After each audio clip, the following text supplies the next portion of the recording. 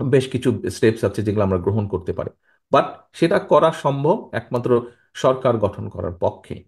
তো আমাদেরকে এই বিষয়টি খুব সিরিয়াসলি চিন্তা করতে হবে আজকে আমরা এখানে একটি লক্ষ্যকে আহ, সামনে রেখে একত্রিত হয়েছে। কি সেই লক্ষ্যটি? বাংলাদেশ জাতীয়তাবাদী কৃষক দল একটি কর্মসূচি হাতে নিয়েছে। আগামী 10 তারিখ থেকে 3 মাস পর্যন্ত প্রতিটি ইউনিয়নে, প্রায় 45-এর মতন ইউনিয়ন আছে বাংলাদেশে, তারা চেষ্টা করবে ম্যাক্সিমাম ইউনিয়নে, সব বেশি সংখ্যক ইউনিয়নে কৃষক দলের নেতৃত্বে একটি কৃষক সমাবেশ হবে। কৃষকদেরকে নিয়ে একটি সমাবেশ হবে। সেখানে কৃষি সংক্রান্ত বা আমাদের দলের নীতি আদর্শ আমরা কৃষকদের কাছে পৌঁছে দেওয়ার চেষ্টা করব। অ্যাট দ্য সেম টাইম আমরা তাদের কাছ থেকে তাদের সমস্যা সমূহ জানার চেষ্টা করব, বোঝার চেষ্টা করব, কিভাবে কি আমরা সমাধান করতে পারি। পরবর্তীতে আমরা সেগুলো নিয়ে আলোচনা করব ইনশাল্লাহ।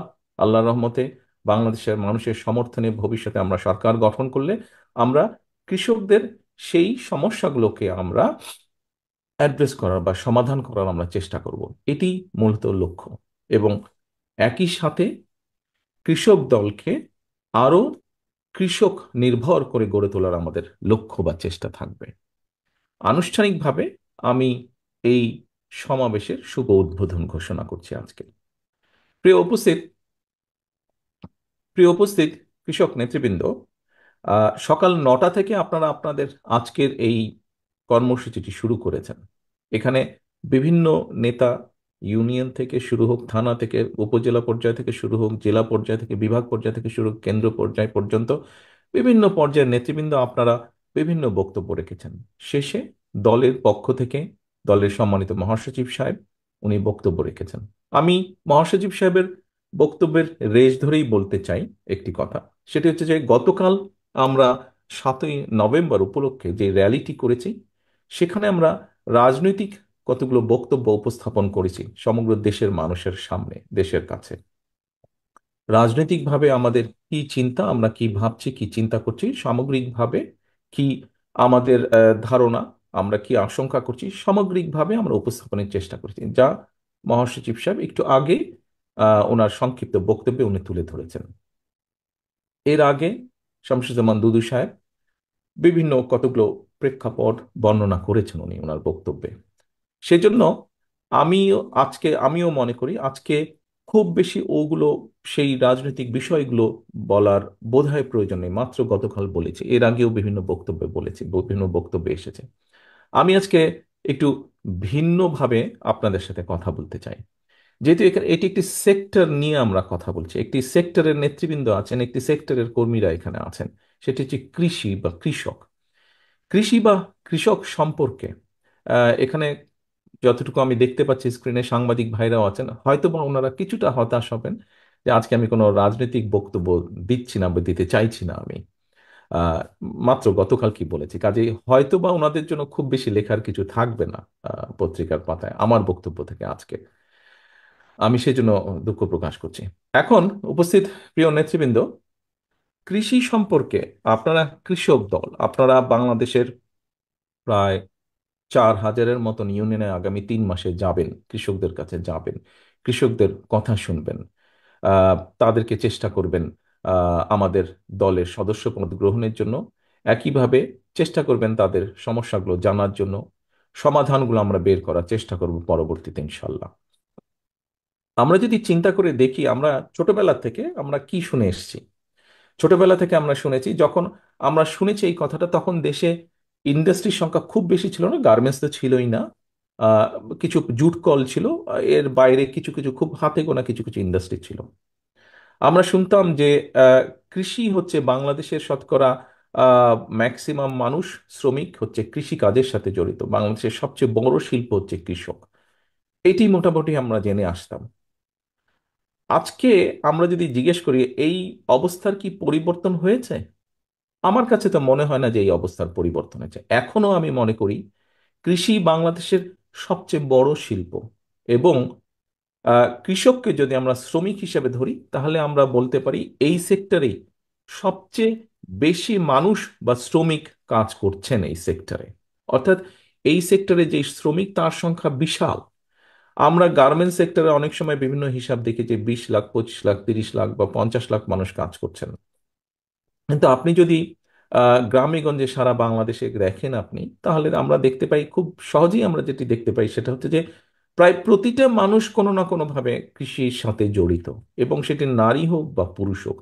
আমরা খেয়াল করে দেখলে দেখবো যে বাংলাদেশের আমার অর্ধেক, জনসংখ্যার অর্ধেক হচ্ছে নারী, এবং এই নারীদের একটি বিশাল অংশ কিন্তু কৃষির সাথে জড়িত। কাজে আমরা যদি পুরুষ এবং নারী দুটোকে একসাথে যোগ করি, দেখা যাবে যে বোধহয় এই সেক্টরে সবচেয়ে বেশি শ্রমিকের সংখ্যা। যেহেতু এই সেক্টরে সবচেয়ে বেশি শ্রমিকের সংখ্যা, কাজেই এই সেক্টরটিতে অবশ্যই আমাদের নজর দিতে হবে। এখানে আমি শিওর, আমি শামসুজ্জামান দুদু সাহেবের বক্তব্য থেকে শুনেছি, এবং তার আগে কয়েকজনের বক্তব্য শুনেছি, বেশ কয়েকজন উল্লেখ করেছেন যে বিএনপি যতবার রাষ্ট্র পরিচালনার সুযোগ পেয়েছে, শহীদ জিয়ার সময় হোক অথবা দেশনেত্রী খালেদা জিয়ার সময় হোক, প্রতিবার আমরা চেষ্টা করেছি কৃষকের সমস্যাগুলো অ্যাড্রেস করার জন্য, কৃষকদের সমস্যা, কৃষির সমস্যাগুলো অ্যাড্রেস করার জন্য, এবং আমরা বিভিন্ন সময় বিভিন্ন পদক্ষেপও গ্রহণ করেছি। এর মধ্যে অনেকগুলো আলোচিত হয়েছে। আহ, খুব সংক্ষেপে যদি বলতে হয়, সেক্ষেত্রে বলা যায় যে, যেমন ধরেন খুব সহজে আমরা যেটা বলি, দেশনেত্রী খালেদা জিয়ার সময়, দেশনেত্রী খালেদা জিয়ার সময় আমরা দেশনেত্রী খালেদা জিয়ার সময় 5,000 টাকা পর্যন্ত কৃষি ঋণ মওকুফ ছিল, করে দেওয়া হয়েছিল। তারপরে 25 বিঘা পর্যন্ত জমির খাজনা। আহ, এরকম অনেকগুলো আছে, অনেক বিষয় আছে। ডিপ টিউবওয়েলের যেটা ইলেকট্রিসিটির খরচ, সেটা সরকার বিয়ার করতো সিজনে, যেই সময় ফসলের সিজন ছিল। বিডিএসি, বিএডিসির গোডাউনগুলো শহীদ জিয়ার সময় তৈরি করা হয়েছিল। এরকম অনেকগুলো বিষয় আছে যেগুলোতে কৃষকদের সমস্যার, কিছু সমস্যার সমাধান হয়েছে। আমরা যদি একটি বিষয় লক্ষ্য করি, সেটি হচ্ছে যে মূল যে বিষয়গুলো আছে, আমি যতটুকু বুঝি জানি, আহ, কৃষকের বীজের সমস্যা সম্পূর্ণভাবে এই সংকটের সমাধান করা যায়নি। বীজের সমস্যা রয়েছে, কাজে এটি একটি বিরাট সমস্যা, যেটি আমাদের অ্যাড্রেস করা প্রয়োজন। আমাদের 31 দফার মধ্যে আমরা এই ব্যাপারে কথা রেখেছি।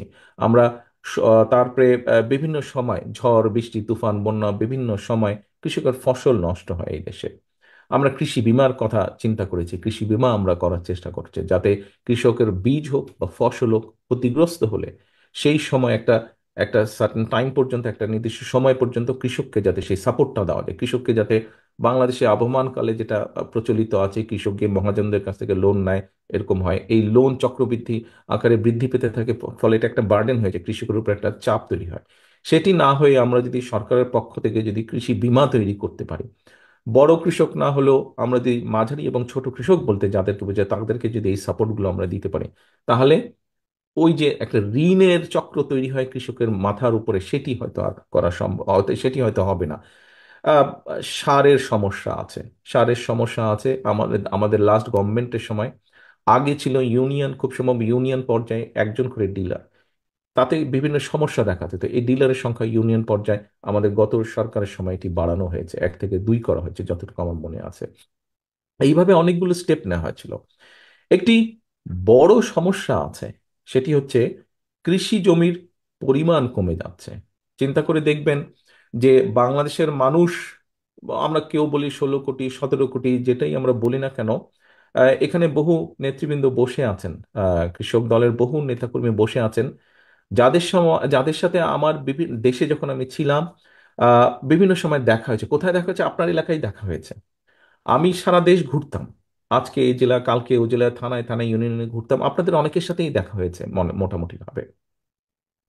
আহ, সেই সময় আহ, আমি যেটা দেখেছি, আমার কাছে মনে হয় বাংলাদেশের জনসংখ্যা কোনোভাবেই এই মুহূর্তে 20 কোটির কম হবে না।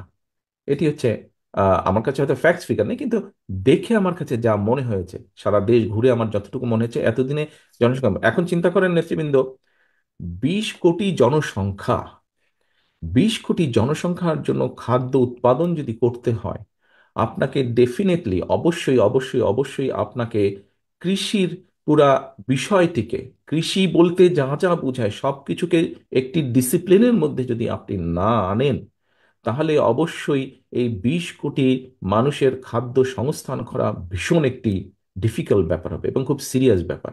অ্যাট দ্য সেম টাইম চিন্তা করে দেখেন, 20 কোটি মানুষের জন্য খাবার ইম্পোর্ট করা কিন্তু বলা যায় প্রায় মোটামুটি অসাধ্য ব্যাপার, সম্ভব না সেটি। আপনি কত মানুষের জন্য চাল ডাল তেল নুন আপনি ইম্পোর্ট করবেন, সম্ভব না এটি। কাজেই অবশ্যই অবশ্যই অন্তত বেসিক খাদ্যদ্রব্য যেগুলো, সেগুলো অবশ্যই আমাদেরকে এই দেশের উৎপাদন করতে হবে। এখন এই দেশে উৎপাদন করতে হলে কৃষি জমির পরিমাণ, জনসংখ্যা যেহেতু বেড়ে যাচ্ছে, কৃষি জমির পরিমাণ কমে যাচ্ছে, এটি একটা সিরিয়াস ম্যাটার, কিন্তু এই বিষয়টি আমাদেরকে চিন্তা করতে হবে। কাজেই কিভাবে কৃষির জমিন আমরা বাড়াতে পারি, জমি আমরা বাড়াতে পারি, এটি একটি চিন্তা আমাদেরকে করতে হবে। কৃষি জমি বাড়াতে হলে অনেক বিষয় আছে, হয়তো এত ডিটেল এখানে হয়তো আলোচনা করা সম্ভব না। বেশ কিছু স্টেপস আছে যেগুলো আমরা গ্রহণ করতে পারি, বাট সেটা করা সম্ভব একমাত্র সরকার গঠন করার পক্ষে। তো আমাদেরকে এই বিষয়টি খুব সিরিয়াসলি চিন্তা করতে হবে, জনসংখ্যা বাড়ছে বই আমাদের কমছে না। আচ্ছা, আসেন এরপরে। কৃষি বলতে শুধু যে ধান চাষ, পাট চাষ, নট দ্যাট। কৃষি বলতে ধান চাষ যদি হয়ে থাকে, গম চাষ যদি হয়ে থাকে, শাক সবজি চাষ যদি হয়ে থাকে, একই সাথে কিন্তু গরু ছাগল হাঁস মুরগি মাছ এইগুলা পালনও কৃষির মধ্যে পড়ে। শুধু যে ধান চাষ আর কয়েকটা ফসল এটা না, কৃষি একটা ব্যাপক বিরাট একটা সেক্টর কিন্তু। এখন আপনি শুধু ধান চাষ করলেন, না হয় আপনার চালের সমস্যা হলো, কিন্তু শুধু কি আপনি ভাত খাবেন? শুধু তো ভাত খাবেন না, শাক সবজিও আপনাকে খেতে হবে, আপনাকে মাছ খেতে হবে, আপনাকে গরু ছাগল এগুলো আপনার এনাফ প্রোডাকশন হতে হবে। কাজে এই বিষয়গুলোকে নিয়েও আমাদের চিন্তা করতে হবে। যে এই যে দেখুন, আজকে আহ পেঁয়াজ পেঁয়াজ রসুন আদা হঠাৎ করে দাম বেড়ে যাচ্ছে, ডিমের দাম সেই 160 টাকা 200 টাকার কাছাকাছি চলে যাচ্ছে কেন? এটার কিছু সমস্যা, তো অন্য সমস্যা আছে যেগুলো পত্রপত্রিকায় আমরা দেখি, কিছু সমস্যা আছে, কিন্তু এর বাইরে আমি মনে করি আরেকটি বড় সমস্যা আছে, সেটি হচ্ছে আমাদের প্রোডাকশন বাড়াতে হবে আরো। আমাদের প্রোডাকশন বাড়াতে হবে, সেটি ধানের প্রোডাকশন হোক, মানে চালের প্রোডাকশন হোক, সেটি শাকসবজির প্রোডাকশন হোক, সেটি গরু ছাগলের প্রোডাকশন হোক, সেটি পেঁয়াজের প্রোডাকশন হোক। পেঁয়াজ, আমাদের দেশে পেঁয়াজের প্রোডাকশন বাড়ানো সম্ভব। পেঁয়াজ আমরা পার্শ্ববর্তী দেশ সহ কিছু কিছু দেশ থেকে ইম্পোর্ট হয়, কিন্তু নিশ্চয়ই আপনাদের অনেকেরই হয়তো ধারণা আছে, সবার না থাকলেও আমাদের সারা দেশের মানুষের পেঁয়াজের যে রিকোয়ারমেন্ট, মোটামুটি ভাবে কিন্তু তার 50%-এর বেশি পেঁয়াজ দেশি এই মুহূর্তে উৎপাদিত হয়। প্রায় 60-65% পেঁয়াজ দেশি উৎপাদিত হয়। তাহলে এইটা যদি হয়, এটাকে কিন্তু আমরা আরো বাড়াতে পারি। এটা কি বাড়িয়ে ইম্পোর্ট নির্ভরতা আমরা কমাতে পারি। এখন আমাদেরকে তাহলে বের করতে হবে কোথায় কোথায় আর পসিবিলিটি প্রবাবিলিটি আছে, যেখানে যেখানে পেঁয়াজের উৎপাদন, পেঁয়াজ সহ আরো যেগুলো ফসল আছে যেগুলো নিয়ে মাঝে মাঝে হইচই পড়ে যায়, মাঝে মাঝে এই পত্র পত্রিকায় যেগুলো নিয়ে নিউজ হয় মাঝে মাঝে হইচই পড়ে যায়। এবং স্বাভাবিকভাবে সরকার যেই থাকুক না কেন, আর জনপ্রতিনিধি তো করে এইরকম সরকার, মানে মানুষের ভোটে নির্বাচিত, যেমন বিএনপি 2001 বলুন, 91 সাল বলুন, 1969 সাল বলুন, যে জনগণ দ্বারা নির্বাচিত ছিল বলেই এইরকম সরকার আরো বেশি বিব্রত হয় যখন এরকম ঘটনাগুলো ঘটে। কাজে এই ঘটনাগুলো আমাদেরকে অ্যাড্রেস করতে হবে। দেখুন, একটি বড় বিষয় হচ্ছে পানি। পানি আমাদের একটি বড় বিষয়। আমি জানি না আপনারা কয়জন কতটুকু খেয়াল করছেন, বাট 20 কোটি লোকের দেশে আমাদের পানির বিপুল অসম্ভব সংকট আছে, সিরিয়াস একটি ক্রাইসিস আছে পানি। এবং পানি কৃষির সাথে সম্পর্কিত। অনেকে হয়তো বলতে পারে পানি, কিন্তু পানি কৃষি, পানি এবং কৃষি ওতপ্রোতভাবে জড়িত। আপনি পানি ছাড়া কিছুই, কৃষির কিছুই করতে পারবেন না। এখন শহীদ জিয়ার সময় খাল খনন কর্মসূচি শুরু করা হয়েছিল। শহীদ জিয়ার সময় অনেকগুলো সেক্টরে কৃষির হাত দেওয়া হয়েছিল, এবং তার ফলে কিন্তু শহীদ জিয়া যখন দেশের দায়িত্বভার পান, তখন খুব সম্ভব বোধহয় ফসলের প্রোডাকশন ছিল মোটামুটি সব ফসলের, বিশেষ করে ধান, 11 মিলিয়ন টন প্লাস মাইনাস ছিল। শহীদ জিয়ার সময় মাত্র 3 বছর, 2 থেকে 3 বছরের মাথায় এটি 2 মিলিয়নেরও বেশি এটি বৃদ্ধি পায়। এখন এটির একটি প্রধান কারণ ছিল খাল খনন কর্মসূচি। অর্থাৎ আমাদের দেশে বহু জায়গা তখনও ছিল, এখনো অনেক জায়গা আছে যেখানে কৃষক ফসল উৎপাদনের জন্য যে প্রয়োজনীয় পানি, সেই পানিটি পায় না, কৃষক ঠিক মতন সময় মতন পায় না, সেই জন্য ফসল উৎপাদনে বাধাগ্রস্ত হয়। খাল খননের মাধ্যমে শহীদ জিয়া পানির ব্যবস্থা করে দিয়েছেন। সেই জন্য দেখা যায় যে শহীদ জিয়ার সময় আমরা দেখছি, এবং তারপরে পরবর্তীতে এটা কম বেশি কন্টিনিউ করেছে, যেখানে একটি ফসল হতো পানির কারণে দুটি হয়েছে, যেখানে দুটি হতো পানির কারণে সেখানে 3টি ফসল হয়েছে। এই সুবিধাটা পাওয়া গেছে।